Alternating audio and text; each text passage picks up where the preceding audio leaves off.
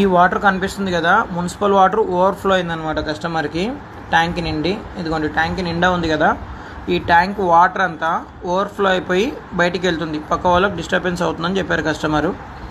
Wall అనేది ఇక్కడ ఉంది కదా, రెడ్ కలర్ వాల్ ఉంది కదా, ఇది వాల్ని ఆన్ ఆఫ్ చేస్తుంటారనమాట. వాళ్ళు మర్చిపోయి అలానే ఆన్ చేశారనుకోండి, మున్సిపల్ వాటర్ ఎక్కువగా వచ్చిందనుకో రోడ్డుపైకి వెళ్ళిపోతున్నాయి. అయితే కస్టమర్ ఏమడిగారు, ఫుల్లీ ఆటోమేటిక్ కావాలని చెప్పారు.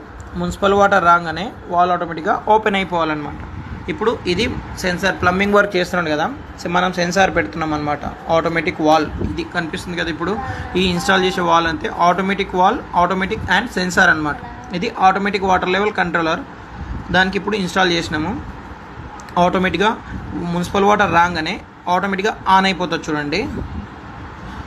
ఇది కంప్లీట్గా కనిపిస్తుంది కదా, వాల్ అండ్ సెన్సార్ రెండు ఉన్నాయన్నమాట. ఇక్కడ మున్సిపల్ వాటర్ రాగానే ఆన్ అయిపోయి మనకు వాటర్ అనేది సంపులో పడుతున్నాయి చూడండి. ఇప్పుడు ఇది సంపులో వాటర్ పడుతుంది కదా, ఈ సంపు నిండగానే ఆటోమేటిక్గా వాల్ క్లోజ్ అయిపోతుంది అనమాట.